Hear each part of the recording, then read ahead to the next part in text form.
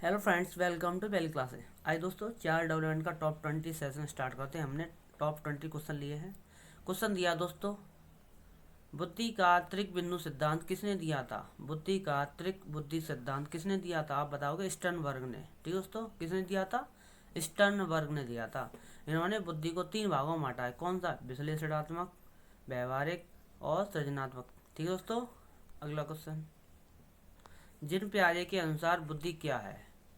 जिन प्यारे के अनुसार बुद्धि क्या है? तो आप बताओगे जिन प्यारे के अनुसार बुद्धि वातावरण के साथ अनुकूलन करने की प्रक्रिया है। जिन प्यारे के अनुसार बुद्धि वातावरण के साथ अनुकूलन करने की प्रक्रिया है। ठीक है दोस्तों, अगला क्वेश्चन, अल्फ्रेड विने यानी विने के अनुसार बुद्धि के प्रकार बताए हैं। अल्फ्रेड विने के अनुसार चार शब्दों में से मिलकर बनी है। अल्फ्रेड विने के अनुसार बुद्धि चार शब्दों में मिलकर बनी है। कौन कौन सी? ज्ञान, आविष्कार, निर्देश और दोस्तों चौथा दिया है आलोचना। ज्ञान, आविष्कार, निर्देश और आलोचना। ठीक है दोस्तों, चार अवस्थाएं दी हैं।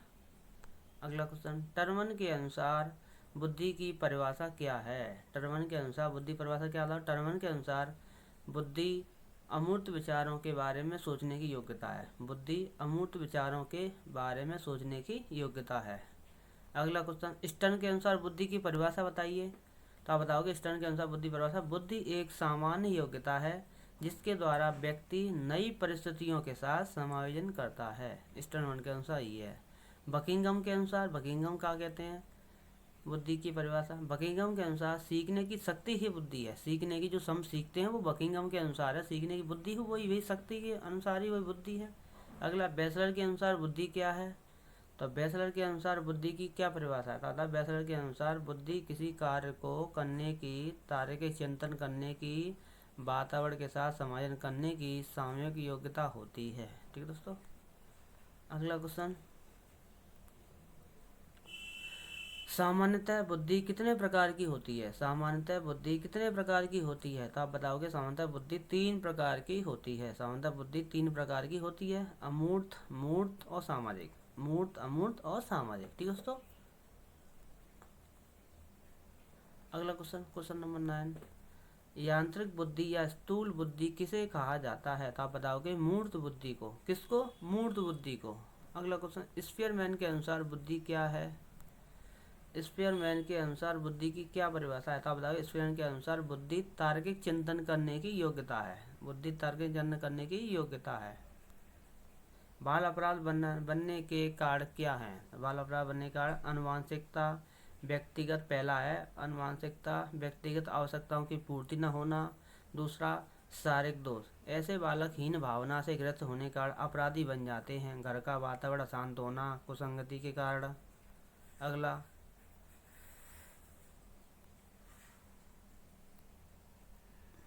दादा दादी का अधिक लाड़ प्यार, स्तरहीन मनोरंजन, माता पिता का गरीब होना, पक्षपातपूर्ण व्यवहार, माता पिता का तलाक आदि।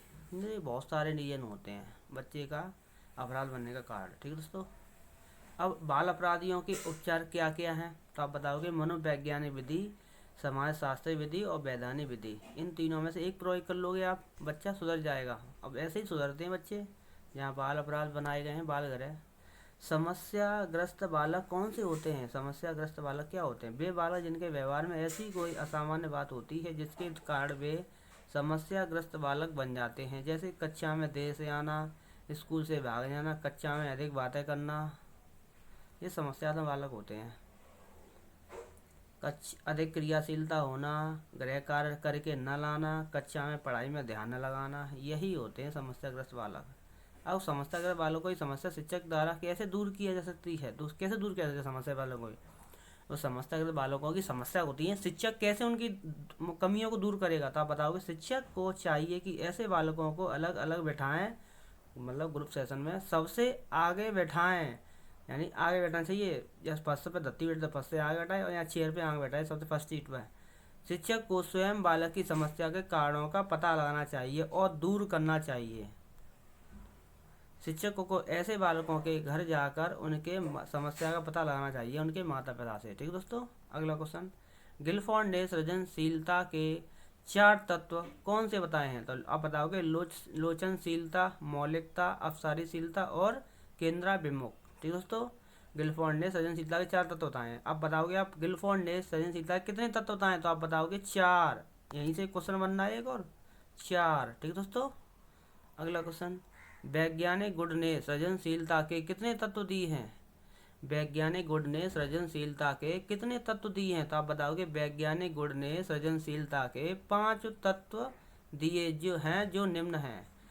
मौलिकता, अनुकूलता, विचारात्मक और विचारों का सहचर्य। ठीक दोस्तों, विचारों का सहचर्य, और एक है लोचशील और विविध, लोचशील और विविध।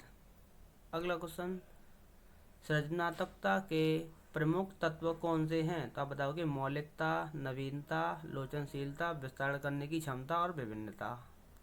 अगला क्वेश्चन, सृजनशील बालकों की विशेषताएं क्या क्या हैं, तो आप बताओगे सृजनशील बालक जिज्ञासु प्रवृत्ति के होते हैं। सृजनशील बालकों में उच्च महत्वाकांक्षा वाले होते हैं। सृजनशील बालकों के विचार व्यापक होते हैं। और अगला दिया है, सृजनशील बालकों में संवेदनशीलता अधिक पाई जाती है और सृजनशील बालकों में एकाग्रता पाई जाती है। ठीक दोस्तों, अगला क्वेश्चन, मनुष्य एक सामाजिक प्राणी है, यह किसने कहा था, अरस्तू ने। बालक के समाजीकरण की पहली प्रश्न पाठशाला कौन सी होती है, तो आप बताओगे पहली तो घर एवं परिवार ही होता है, दूसरा खेल को मैदान है तो है, और तीसरा स्कूल। ठीक है दोस्तों, तीसरा उसका स्कूल हो जाता है। अब ध्यान रखना, पहली घर परिवार होगा वो अनौपचारिक शिक्षा हो जाती है, दूसरी खेल का मैदान ये भी अनौपचारिक है, और तीसरी स्कूल। ठीक दोस्तों, स्कूल। Thanks for watching.